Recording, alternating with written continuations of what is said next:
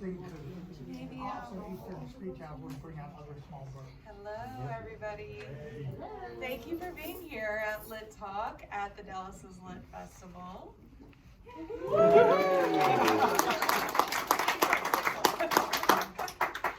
My name is Alex Temblador. I'm a local author and writer here in Dallas, and last year we got to start doing Lit Talk here with Claudia and John. They were at another location, and they've just been here for 2 weeks, and isn't it beautiful here? Come back, spend money, invite friends, hang out in their lounge, read, right? So I started Lit Talk back in 2019 because somebody came up to me at the Wall Detectives and said, where are all the panels for all the authors and to talk about creative writing and things we're interested in? And I was like, we don't have that here in Dallas. So I asked Writing Workshops, Blake Kinsey, if he wanted to do one panel, and he said, well, let's just do a series. So I've been doing it ever since then, and I was so glad, we went online during the pandemic, then we came back, and now we're here with Whose Books, and we host about 3 or 4 every year. It's always about a different topic, creative writing topic. Sometimes it's genre-based, about romance writing, or sometimes it's just like very general, as tonight's topic about creative writing will kind of be, and about the Dallas literary community. So I'm excited to be here with 3 amazing DFW-based authors. I only invite DFW-based authors because I want us to show the world that we have a lot of amazing authors here. We have a lot of amazing writers, published writers, traditionally published, and so I'm excited to be here with y'all today. I'm going to introduce them, and then we'll get talking. We have Jill Talbot. She is the author of The Way We Weren't, a memoir, and Loaded, Women and Addiction, a collection of personal essays. A Distant Town Stories won the 2021 Jean Labey Chapbook Contest and was published by the Florida Review. She's the editor of Meta Writings Toward a Theory of Nonfiction and the forthcoming The Essay Forms from Columbia University Press. Her essays have appeared in AG&I, Agni, Brevity, Gulf Coast, Hotel America, Lit Mag, River Teeth, Southwest Review, and the Paris Review Daily, among others. She's an associate professor of creative writing and university distinguished teaching professor at UNT. Thank you for being here, Jill. In the middle here, we have Lauren Braziel Garza. Did I say Braziel right? It's like the country, it doesn't matter. Brazil? Okay. Received her MFA in poetry from Bennington College and is completing her PhD in literature from UT Dallas, where she is also a creative writing instructor. She's the author of the full-length collection Gutter, Yes Yes Books in 2018, and memoir and verse about her homelessness as a teenager. She has also published 3 chapbooks of poetry, most recently Santa Muerte, I Was Here, Release Me, a series of fictional interviews with ghosts. Her poetry, lyric, essays, and fiction have appeared in Poetry Northwest, Waxwing, and Verse Daily, among many other journals. Thank you. And finally, we have LaToya Watkins as the author of Perish. Her writing has appeared in A Public Space, The Sun, Kweli Journal, McSweeney's Quarterly Concern, Kenyon Review, the Pushcart Prize Anthology, and elsewhere. She is a Kimibilo fellow and has received support from the Bread Loaf Writers Conference, MacDowell, Arts, Yaddo, Hedgebrook, and the Camargo Foundation. Her first story collection, Holler Child, will be published this year. And I just found out she has like a lot more coming, so get ready. So I kind of want to know, what brought you into writing? Like, I'm assuming we all kind of like to read, like that's kind of the story of every writer. But at what point were you like, you know what, I kind of want to pursue this beyond just doing it as maybe a hobby or just something that you did for yourself? What made you want to put yourself out there? Lauren, I'll start it. Oh, no. Sorry. Oh, you're going to put me on the spot. I have a sob story, too. Oh, yeah. Sorry. I don't mean to be like a downer right off the break. So I was homeless. My first book is about my homelessness. I was homeless as a teenager. Lived on the streets of LA for about a year. Did everything you would imagine that a homeless teenage girl would have to do to survive on the streets of LA for about a year. And the entire time I was there, I kept thinking to myself, somebody needs to know about the stuff that's happening. And this idea of like testimony and giving testimony was honestly kind of what kept me going a lot of the time. And so when I came off the streets, I was in foster care, rehabilitated, all of that stuff, got scholarships, went to college, you know, the upward curve.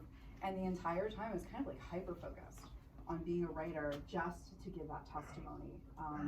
And even now as a PhD student, I focus, scholarly focus is testimonial literature.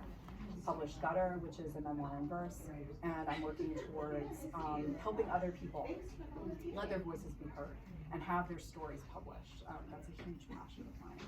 So I think if I want to broaden this, I think sometimes letting your rage and sense of injustice guide you, that's a good motivator for a lot of people. It doesn't have to be, you know, happiness and flowers that keeps you going to the page. Sometimes it can just be that you have a demon inside of you that you've got to get out, and the page is the only place to put it. So. Yeah, I wrote my second book that way. Yeah. It's but a also, good I know motivator. me and LaToya talked about this too, of like speaking to. Yeah. First, my voice, I have allergies, and I've been using it a lot this week to deal with students, so it's kind of gone, so bear with me. I think similarly, I come from a place where you're not encouraged to verbalize or vocalize like pain or just to process anything really that's difficult to talk about. So I would do it in writing, and I think I started doing it when I was about 7. I would write poems. I'm not a poet anymore, but I really thought I was then. And I kept doing it until through adulthood, and I didn't realize that writing was a thing that I could do, that I needed to. It wasn't work, it was just a way it was kind of like therapy for me. I had used it in that way my entire life, journaling, that sort of thing. But I would write stories, process whatever I was going through or whatever I was seeing in a way through fiction, poetry, kind of, I guess now that I'm thinking about it, personal essays. I was always doing that, but then one day I was a big reader. I've always been a big reader, and it had never really dawned on me that people actually do this. They actually do this for more than just processing life and something like that's bigger than a hobby. So I decided to learn to go and take some workshops, and started graduate school so that I could learn to be a writer. And in the process of these workshops and finding out what a writer is and what a writer does, I became one. I decided to become one, like dedicate like my life to it. So it's something I've always done, but I didn't decide to do it until I kind of stepped back and realized that it was something that people actually didn't know. One, where I come from, writes. I come from a family of storytellers, but they're not writers. I've never really had access to that, so. Yeah, I don't think many of us did, or I didn't. Right. Jill, how did you kind of come into writing? Yeah, so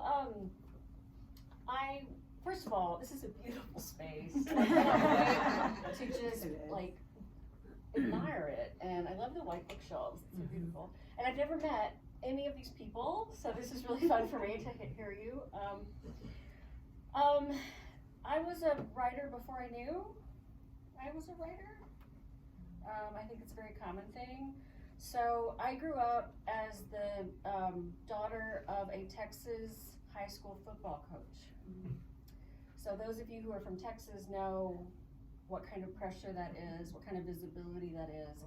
So when I was in 4th grade, I asked my mother for a typing book because I wanted to learn how to type so I could start writing. And I taught myself to type, and the title of my book at 9 years old was The Coach's Daughter. And I wanted, because there were 2 things, and I think this is common for writers.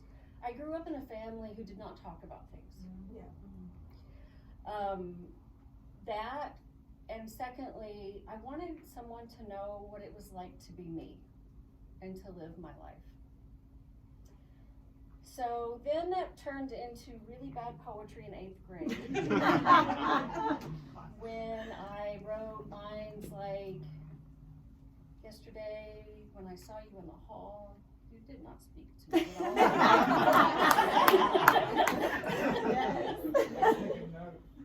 But then when I went through school, my parents were both educators, so education was very important in my family, and I eventually got to a PhD program in literature and film studies. But what I was really attracted to was the poets who would huddle outside the English building and like smoke their cigarettes. So cool. And I was like, I want whatever that is. They had beards, and they were introspective, they were smoking. And I was like, I just want to be close to that. So I took a poetry workshop and then almost got through, so I'll cut to the shift from poetry to essays for me. So I ended up going back to get a second master's in creative writing after my PhD in literature. And when I started, about 1 semester and a half into it, my daughter's father abandoned us when she was 4 months old. Mm-hmm. And I realized that poetry could no longer hold what I needed to say. Right. And I took a personal essay class, and it saved me. It saved me. And so that's what I've been doing ever since. So I feel like I came to it kind of accidentally or not knowing. You know, I admire people who say, I knew this is what I wanted to do all along. I didn't. I wasn't raised that way. I wasn't shown things that could be opportunities beyond what I knew. And like so many of us, I had to find myself in strange places to find, you know, my people, I guess. Yeah. And my, and what the page would allow me to do. Yeah. I mean, you probably kind of picked this up a little bit, but we have fiction mostly, poetry when she was younger, poetry and fiction. Any other? Yeah, that okay. works. So you mostly write nonfiction.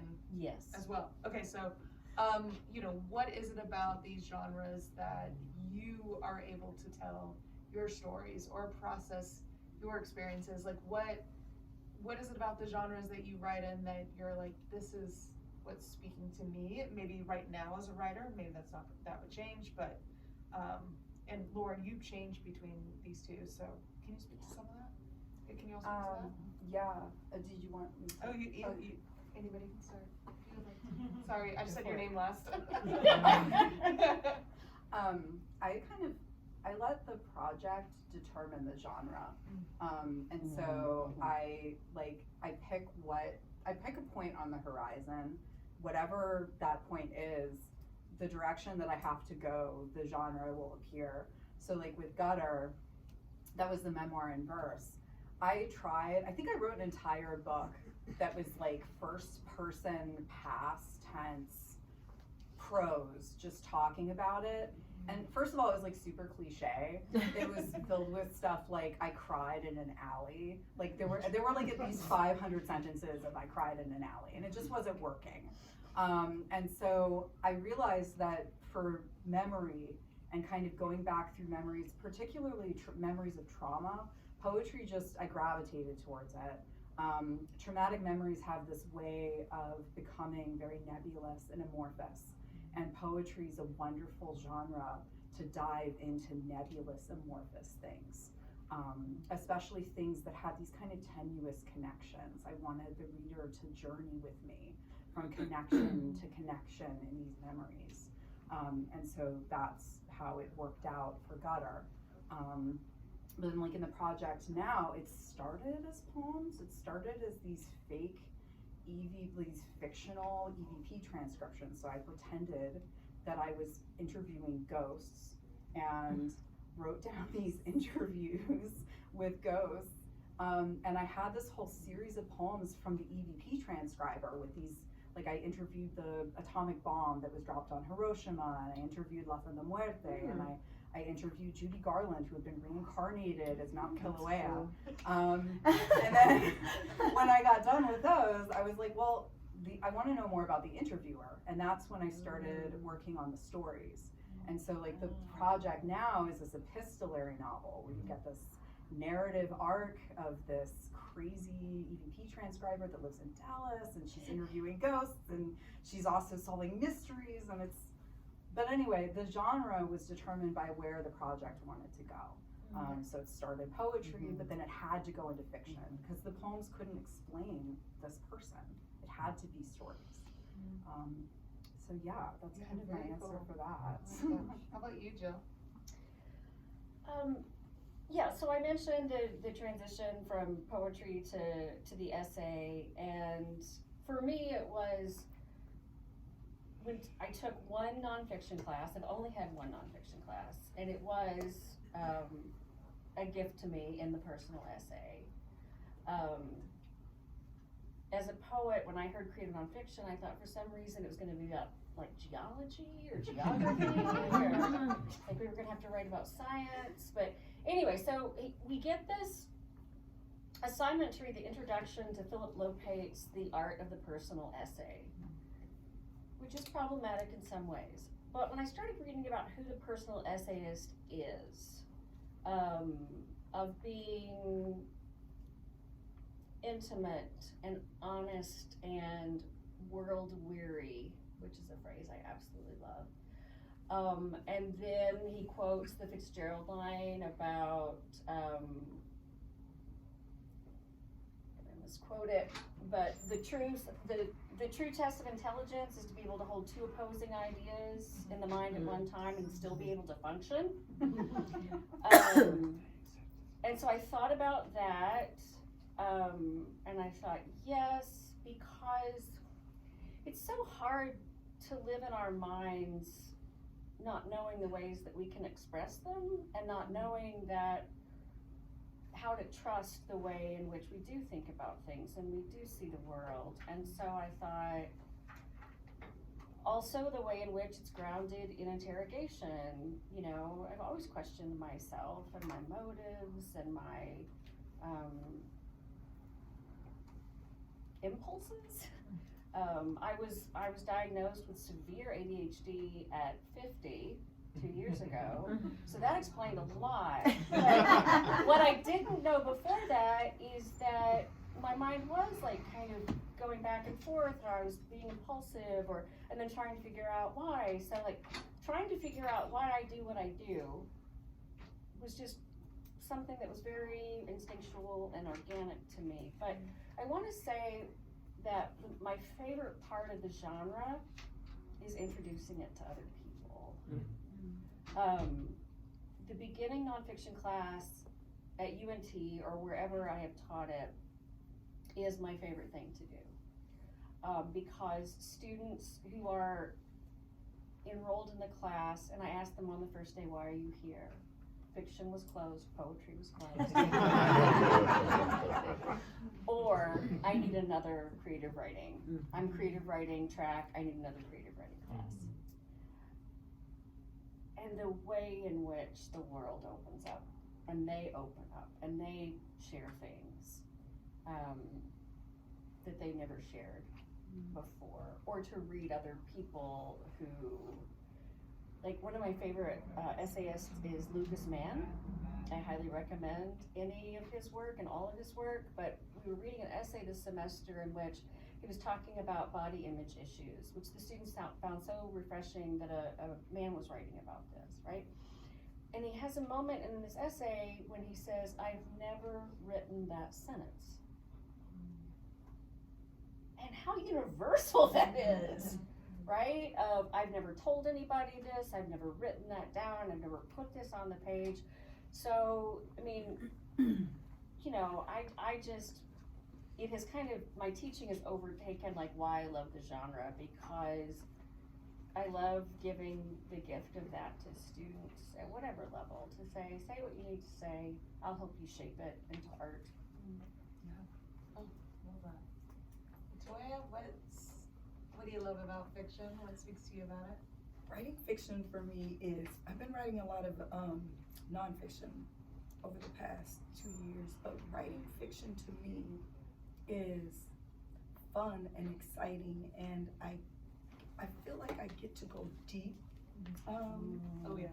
with fiction in a way that I'm not comfortable with doing with nonfiction.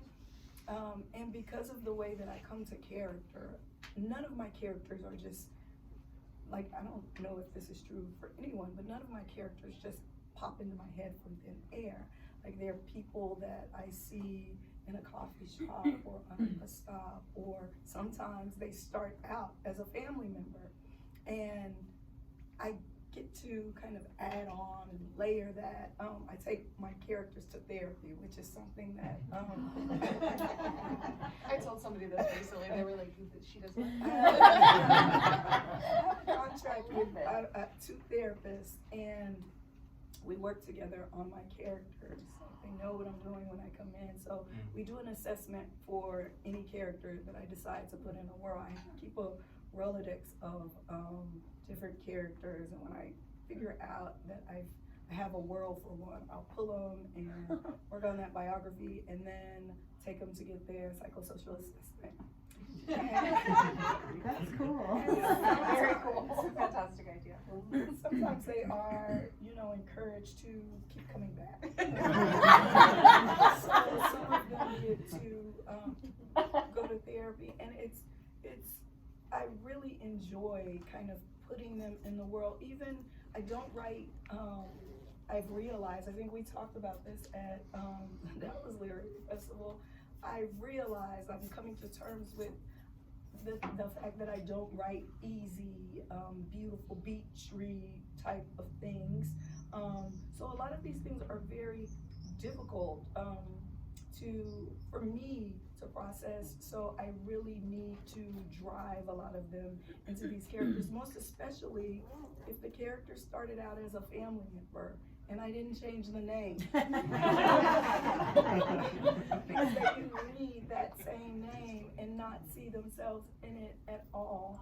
That's funny. So I'm able to hide a lot in fiction that I can't in nonfiction. So if I don't need to go deep, or I don't feel very connected, or that anyone that I know or have decided to write isn't connected to something, I might choose nonfiction. But for everything else, I'm always going straight to fiction. I just have so much fun creating the worlds and the characters, and I'm also a method writer. So I kind of put the character on and take them out into the world. And I didn't know that I was this writer until it was almost a decade ago. We were at dinner, my husband and my children, and I said something, and my husband was like, "I want to see LaToya. Where's LaToya?" And I realized that I had been in character for a while, for a few months, and they've just been putting up with me. So I realized that when I'm going deep, I'm writing fiction, and when I'm not, I'm doing something else. That's learning so many methods over here. I love this. So I'm gonna kind of ask each of you just a question each, but we'll start with Jill at the end. There's this description in your memoir like a beautiful line that's describing your memoir, and it says Talbot. Why can't I say that right now? Learn that writing can't bring anything back, but that because of it, nothing is ever really lost. Can you expand on that point, and how does that relate to writing memoir? Yeah, can you read the quote? Yeah. again? Just so I can So- hear it. No, I'm just It's so pretty. It's so beautiful. kidding. It's like- I mean, I want to be clear on. Yeah. how to She answer. learned that writing can't bring anything back, but that because of it, nothing is ever really lost. Oh, yeah. I mean, if I can just step away from the memoir, so in 2017, I lost my father suddenly. 14 months later, I lost my mother to cancer, which wasn't even found until 3 months after his death. So losing them within 14 months of one another and having complex relationships with both of them.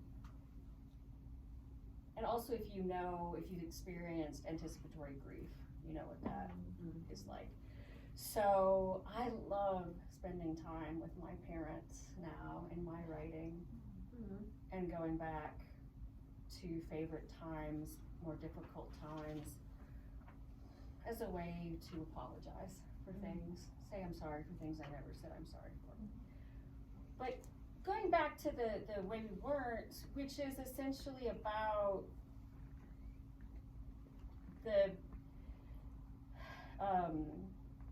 my daughter's father leaving, and then the ways in which we kind of began, we began this transient life, living in 11 states in 9 years, my inability to let go of him, initially thinking when I took that first personal essay class that I could write him home. So I was still in graduate school, and I was in the class, and we'd meet for temporary custody exchanges, and this is before he took off for good. No idea where he's been she's 21 now and thriving, but no idea where he's been for about 20 years. But I would bring essays to the meetups, and I would say, read this, thinking he would come home. And that's when I learned the difference between art and life. It was a difficult but good lesson for me to learn moving forward. And I know, I'm gonna say this, I think one of the failures or weaknesses of the memoir is that I never explained to the reader why I loved him so much. I didn't think I had to, but when you have a daughter who walks through, a living room and walks like he walks and has his facial expressions when she knows she's done something wrong and things like that, you don't really think you need to explain. So if I had to do it over again, I would explain, like, why I loved him so much. And I've never been with anyone since. I think I had a great love. What a gift. And he gave her to me, and then he left. And I think that was his role in my life. Here you go. You two live your lives. It took me a long time to get there. But I think that's what it is you lose things, but you write about them, whether it's him, whether it's a moment that my daughter Indy and I have shared, whether it's, something my father and I once talked about. Like, you just keep people alive in that way. Yeah, thank you for that question. Yeah. That was really nice. That was a great line. LaToya, I'm gonna jump over to you. You mentioned you're writing nonfiction now. And what kind of, can we, I don't know if you have things under contract, you can't say everything, but like what brought you to nonfiction? Why'd you wanna start going down that path? And, what is it kind of doing for you as a writer to explore that side? I think what first brought me to it is people started asking me to write essays, and at first I rejected it. I was like, nope. And then I started writing about death. I started losing a lot of people, and it started giving me some freedom as far as what I wanted to say to them and about them, how I wanted to remember them. And I started writing about death, and I didn't know that that's what I was doing until I looked back at the body of work, and that's what it was. It was processing grief and sometimes going back and picking up grief. I had a daughter at a very young age as a teenager, and I didn't want that daughter, but my mother wouldn't let me terminate my pregnancy. So I had this daughter, and I mothered her at the beginning out of duty, but then I fell in love. And when she was 8 months old, she passed away unexpectedly, and I was still a teenager. So and again, I said I come from a family who, like, we don't talk about difficult things, so I didn't know how to kind of process that, to hold that in my hands or in my heart. So I moved away from it. I realized that with each passing day, like, there was a distance that was created between me and this child and her absence. And I was delighted after 3 years when I wasn't thinking about her all day, and I was able to kind of just move on. And she would be almost 30 now. But I realized a couple of years ago that I was writing an essay about her because I was looking for photos of her. We had moved, and I was unpacking, and I couldn't find my photos, and I needed them so very badly because I needed to prove to myself that she even existed. Like, she's been gone a lot longer than she was here.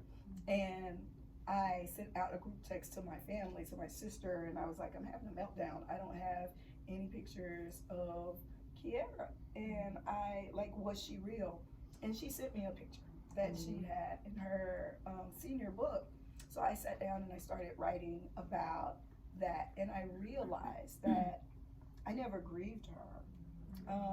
So I started writing about a lot of people that I hadn't gone through that process for. So that's what took me to nonfiction. It's like I had this, I wasn't up close and personal in the way that I feel like I am with fiction. I was trying to write my way into feeling something. So I really didn't start to actually grieve her until after I wrote the essay about her life and her death. And then I went into this like really deep depression. So I think that's what brought me to writing nonfiction. Wow. Where is that essay? It's in the millions. Yeah. I I need to text myself that. I want to know that essay. Sorry to pause this. Just We're not in the crowd, like, we had to do it. Yes. Yeah.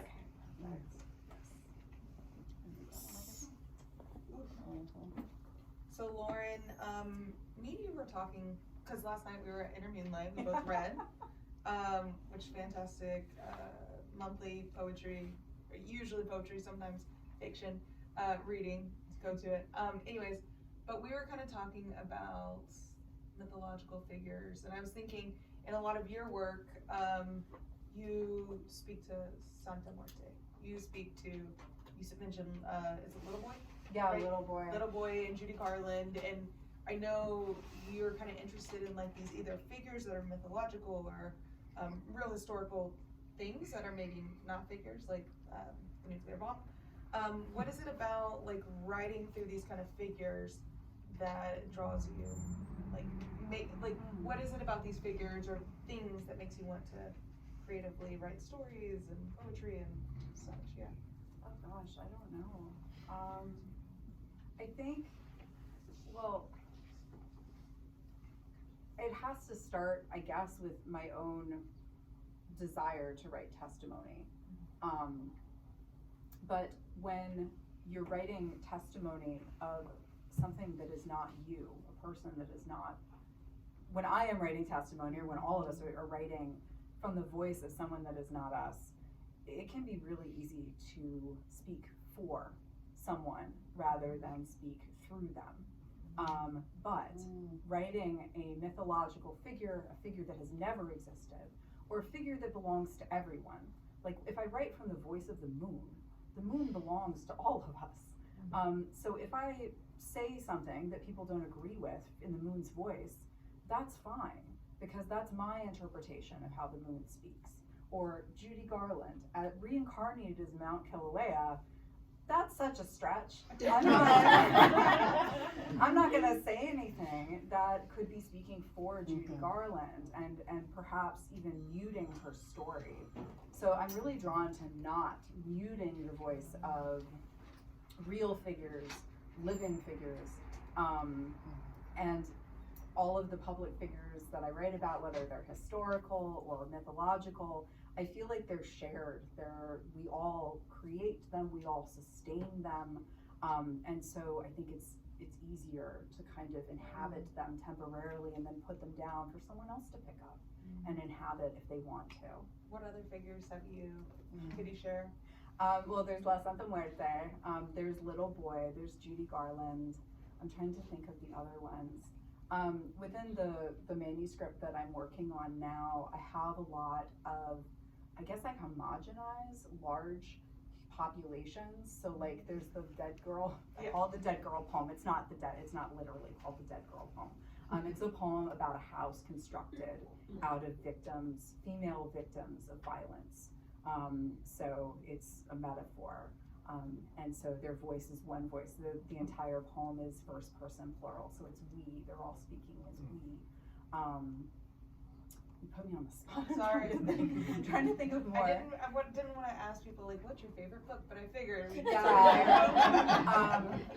But yeah, there's a couple others in there too.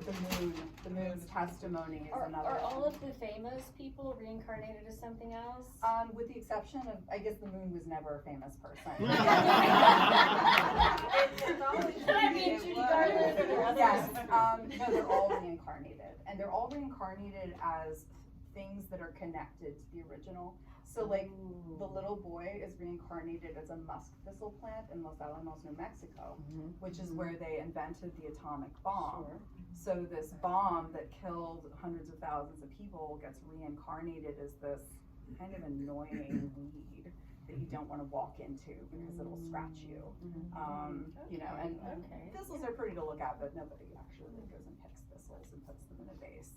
So I think that's so fun because I'm working on my next book hopefully will be about that. So I just love like you said, speaking through a figure rather than for them. Yeah, like that. Well, I travel around the world a lot as part of my job, and people are always like concerned, or like they're always asking me like, why Dallas? Like, why do you stay in Dallas? Why don't you move to New York? Why don't you move to LA? I really love Dallas, and part of that is being part of a literary community, and like we have one. What do you think about the Dallas literary community? Have you found your people here? Do you have like writers that you either share your work with or meet up with for a drink or go to events with? And if you have thoughts about like how to improve this community, I'd love for any shares. I'm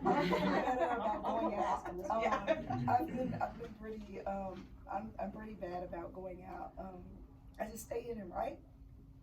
But I went to an event the other night. Some friends called me and told me that they had tickets to a DMA event, a literary event.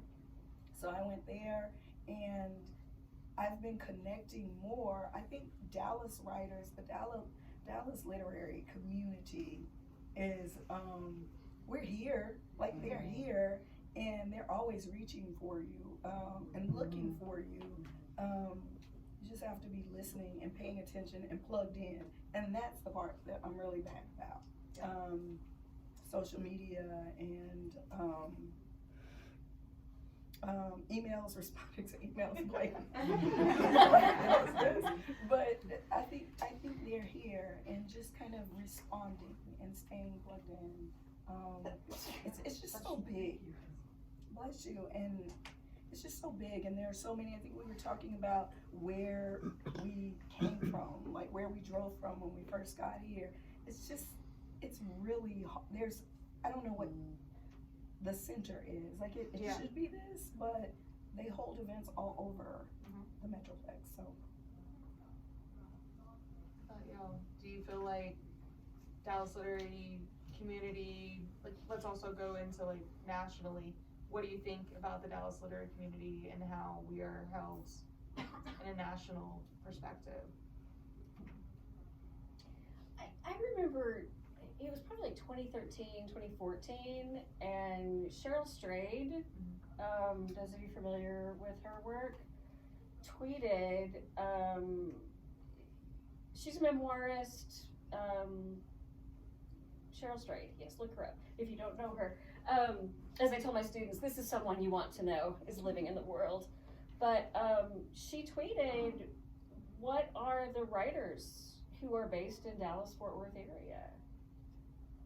And I didn't know. I mean, I wasn't living here at the time. I was living in New York at the time, like northern New York. But I thought, that's a great question. Like, where is the center? What's the core? And maybe like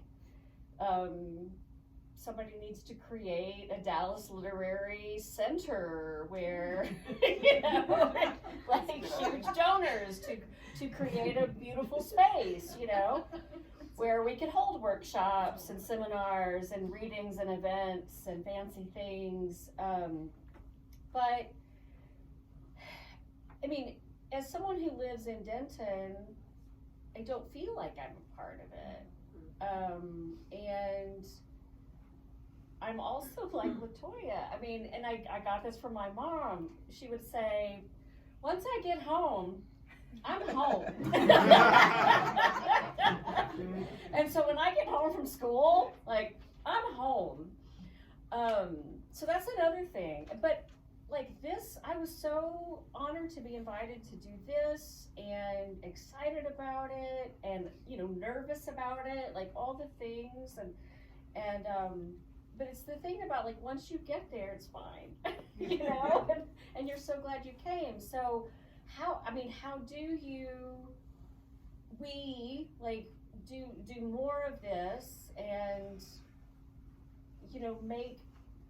make Dallas-Fort Worth more of a hub of literary activity? I think it's a great question. I think there's a lot of work to be done, but maybe, I don't even know like what events there are, but instead of, sure, you want to bring in other voices, right? But why not celebrate more of the voices that are here? Yeah, absolutely.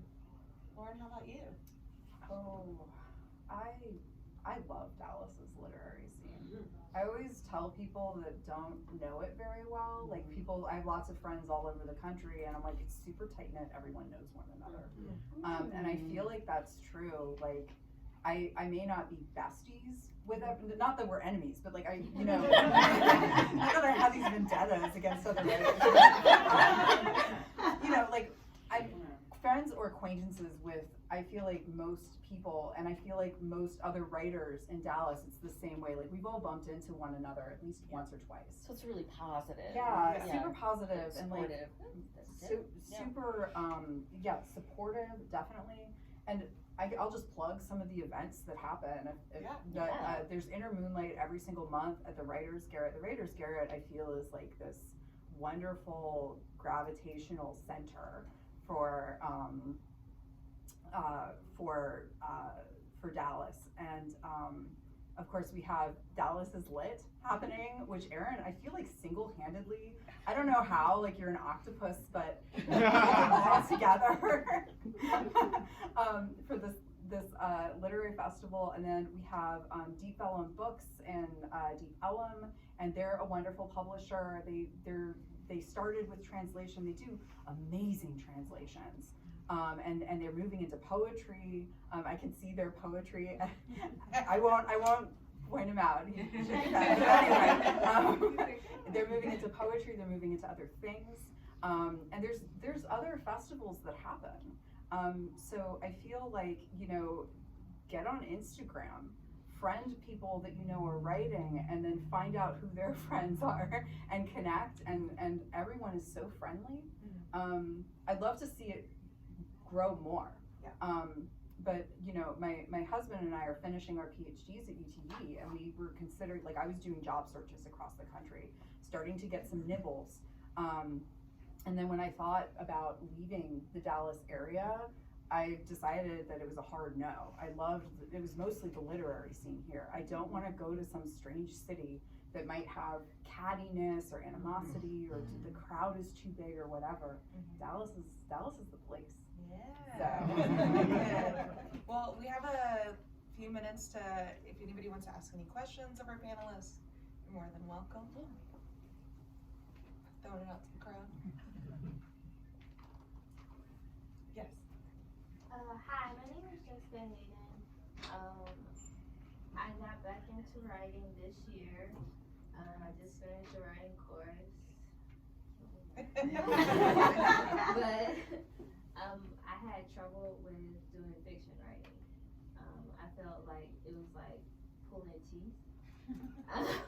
What do you do usually? So I switched from journalism to social media managing. I kind of been doing it since when I graduated from Prairie View. I went on to working for a publication here. Then I felt overwhelmed, so then I took a very, very long break. And then I was just like, okay, what am I gonna do now? So then I went to social media. So it's been going pretty good, but I kind of missed the writing world. So my question to y'all would be is how to really find what writing really suits me now again. Since I thought it was gonna be fiction, but obviously that's not happening. What did you fight against when you were writing fiction or trying to write fiction? What was your struggle?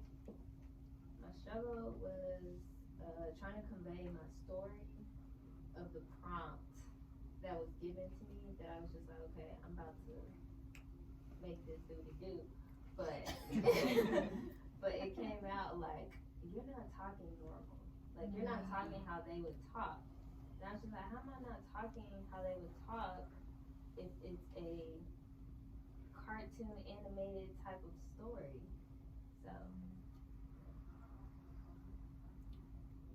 So LaToya, you're in the fiction. well, maybe trying another genre, but was it dialogue? Was it the dialogue? I had to mix the dialogue, but give a small synopsis of the story. Okay. So I was just like, okay, let me do 500 words here, then the rest make it all dialogue. I know one of the things that I do with voice is I love to eavesdrop on be in other people's business and other people's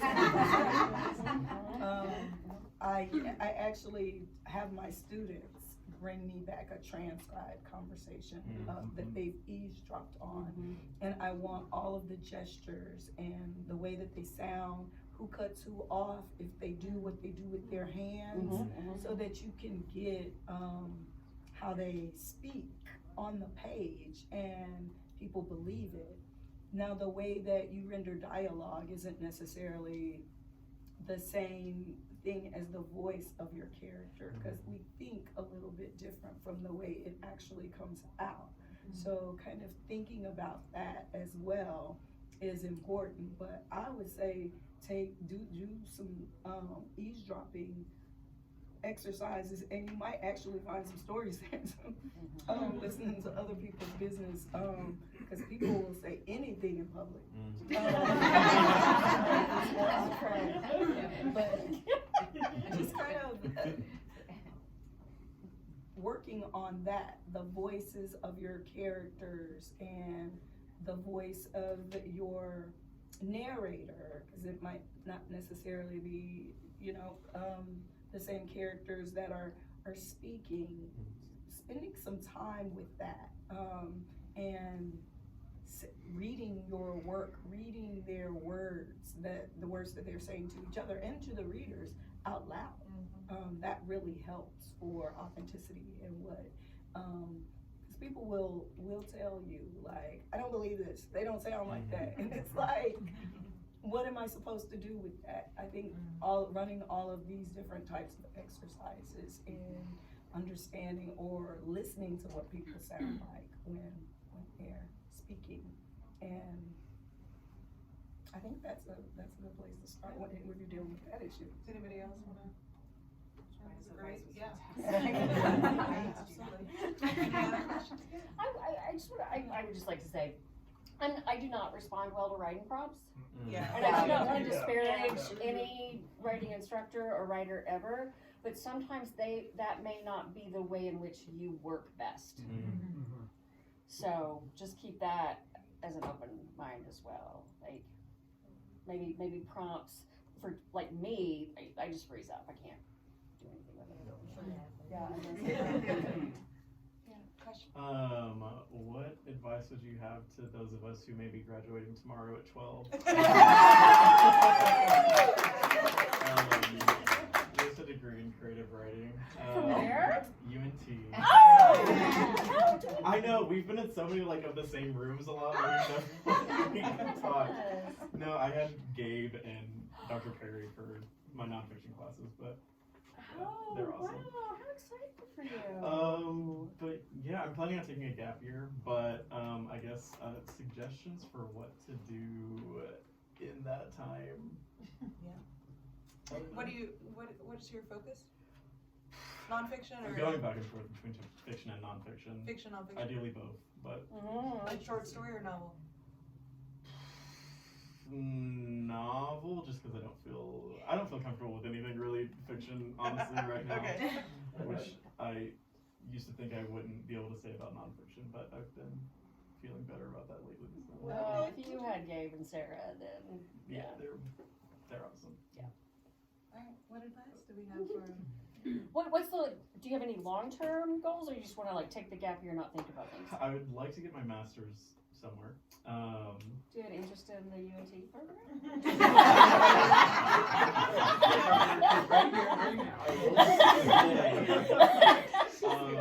I think my brain might explode if I did an MA instead of an MFA. Oh, okay. Because I think if I had to write anything analytical again, I might melt psychologically. Oh, okay. I gotcha. But My advice would be to live, to write, and to submit. Yeah. Journals, Yeah. as many journals Literary as you can. journals, Yeah. as many literary journals as you can. Collect those rejection slips. Yeah. now. Yes. Practice getting rejected, yeah. Do you have a passport? oh my God, no, I've never been out of the country. Get a passport and drive to a country that isn't the US and just like wash dishes somewhere and live in a hostel. Oh my God. No, like, Yeah, seriously. seriously. Do it while you're young. Seriously. Do it while you can still sleep on a very uncomfortable bunk bed. Because when you get to my age, you just can't do that anymore. Gather So, those yeah. stories. Yeah. Yes, gather the stories. They're everywhere, and that's what you want. Is think of this as like a recon mission. You know, go and gather the stories. Sometimes you do better writing about a different place when, like, the place you will probably be writing about. I don't know if that would be here, but if you're somewhere else, you can write about that place. Than sometimes whenever you're here. Yeah. You have a question in the back? I have a question as far as like, where do you start if you don't have a background in writing? So my background is more in like therapy. I do school-based therapy right now, and I'm very interested in like the story of others and just talking about others' experiences. And so that's where I'm trying to get in. So I'm like, do I quit my job and go to London? Like, where do I start? I'm like, how do I get in? And I know a lot of you all talked about like classes, but like just any advice of like how to just start. I got started in community college. I had no money, and I was working, I think, 3 jobs. And I took a poetry workshop at the local community college because I could afford to do it. and it opened my world, and the instructor was very supportive, and from there I just found ways, you know, like water rolls downhill kind of thing. The inertia will carry you. So yeah, you know, like if you don't want to take a writing class, sit down in a park and start writing in a notebook. I think writing's like the easiest thing to break into because it's almost free. You just need paper and a pencil. So I We hope also that's have not too writing general. workshops. Yes, and there's Has a writing ton of workshops. workshops. So does the Writers Garret. Yeah. Some of them are free. Some of them are maybe discounted or more affordable and accessible. I've also done a ton of like seminars that are just on YouTube for free for anybody to go to and check out. But I know there's a lot of free online seminars. But besides that, like, if you don't know where to start, copy somebody else. Whatever you like to read, whatever like type of writing you want to do, try to copy it through your own process and way, and the more eventually you'll kind of end up finding your voice and your way of like writing it. But if there's like a writer or an author that you want to emulate, you kind of do that through their work. Yeah, that's what I did because I'm actually a journalist, but I didn't go get a journalism degree, and I had to like learn how to do that process that way. Yeah. Do you have a genre that you're drawn to? I like just write, just kind of free right now, and so I'm really in like the nonfiction. One thing that I want to do is like talk about like my dad's life and talk about the different things that he taught me to get to where I'm at. And I'm like all really big in like giving people their flowers while they're still here. So I was like, it would be good to like work on that project Lovely and gifts, yes. present that to him and things like Yes, that. So. lovely. It's beautiful. You mentioned the workshops. Where do you find out more information and stuff about the workshops? Right. Aaron. And the writersgarret.com. Writingworkshops.com, right? And then the writersgarret.com? Writersgarret.org, sorry. Thank you. Four different. Yeah, four or different follow peer them on review social groups. media. They definitely post all of them on there, on Instagram and Twitter. And can also talk. Yeah, and that you can chat with them. Alright, so we'll just kind of wrap it up here a bit. I just want to say thank you to our lovely family. Thank you to Connie and John for hosting us here at Google Plus.